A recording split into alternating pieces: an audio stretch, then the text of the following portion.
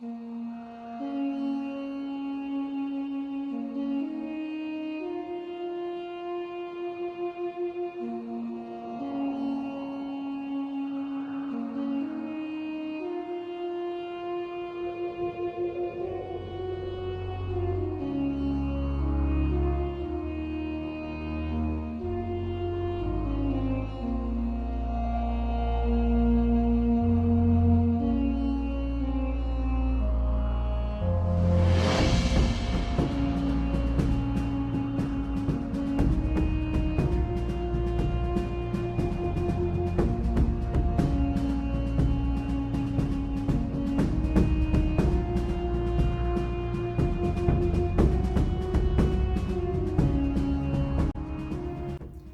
guys, it's me, the Witch of the Wilderness, and yes, I have dyed my hair bright red, and I absolutely love it. It was my birthday last weekend, so I just fancy a change, so red hair it is.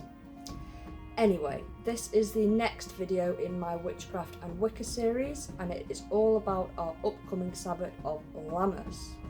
So, here we go. Traditionally, Lammas is held on the 1st of August in the UK, or generally about halfway between the summer solstice and the autumn equinox, and is the very first autumn festival for us in the wheel of the year. So Lammas is the celebration of this first grain harvest, and it is a time for gathering in and giving thanks for abundance. So we work with the cycle that Lammas is our first harvest for grain. Mabon, or the autumn equinox, is the second harvest of fruit, and Samhain is the third and final harvest of nuts and berries. So the word Lammas is derived from loaf mass, and it is indicative of how central and honoured the first grain is, but also the very first loaf of the harvesting cycle. And this is because in Old English, Lammas comes from the phrase hlafmes, which roughly translates to loaf mass. And that's because during this period in time when bread was made from the first harvest grains, then the first loaves were often blessed by the church. And this is why it is still celebrated today as a Christian holiday. However, Lammas also has its roots in the pagan traditions of its time, and it was used to honour Lu, the Celtic god of skilled workers and craftsmen, which is why Lammas sometimes is referred to as Lunasa, as it focuses more on the god Lu.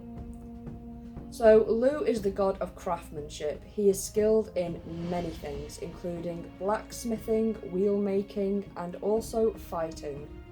There is some discrepancy as to why Lu is honoured on this day, because some tales say that this is the day of Lu's wedding feast, and other stories say it is because he held a harvest fair, which was in honour of his foster mother on this date. So for neo-pagans and Wiccans, Lammas is the first of 3 different harvest festivals. So on this day, some Wiccans celebrate the day by baking a Lammas bread, and sometimes this is in the form of a man. And also you could decorate your altar for Lammas with a corn dolly, sunflowers, seeds, mint, barley, and homemade bread, as these all represent Lammas. So colours for Lammas include green, yellow and orange, and I will mention more things you can put on your altar shortly. So pagans also celebrate it by feasting on a variety of foods, which may include Lunastain fry bread, colcannon, barley soup, and also chicken. So it can also be celebrated using symbols of the harvest season, which may include corn dolls, corn husk chains, pentacles made out of wheat or grapevines, and also apple candle holders. So other activities that you can do for Lammas is collect and dry seeds that you can then plant at a later date. And this is good because it's something that you can also do with your children as well if they want to get involved. So modern day pagans and Wiccans and witches bake breads and cakes to celebrate the historical grain harvest and subsequent bread making really. So some observers celebrate with a harvest ritual, and this ritual typically involves decorating an altar with symbols of the season, such as scythes, because they are used to cut the grain, corn, grapes, apples, and any other crops or berries that might be harvested at this time. Some of these rituals involve casting a circle, and while inside it saying some words that symbolise their thanks to the earth for their harvest. After the ritual, everyone there eats some bread together, and they may also drink wine to wash it down. So to honour Lu, people make crafts and decorations for their house to represent his skills in those areas. And as with most sabbats, there is feasting. So this feast is usually prepared with someone's harvested crops at this time, if they have their own garden, or are a kitchen witch who have their own herbs or fruits growing to hand. So nowadays in our modern world, it's often easy to forget the trials and tribulations of our ancestors and the things that they had to endure. So for us, if we need a loaf of bread, we simply drive to or walk to the local store and we just buy some. If we run out, it's no big deal, we just go get more. However, when our ancestors lived hundreds and thousands of years ago, the harvesting and processing of the grain was critical, because if crops were left in the field too long or the bread wasn't baked in time, then families could starve.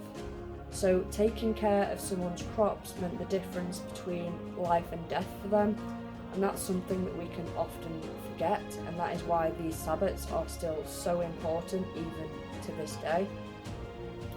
So by celebrating Lammas as a harvest holiday, we honour our ancestors and also the hard work that they must have had to do in order to survive.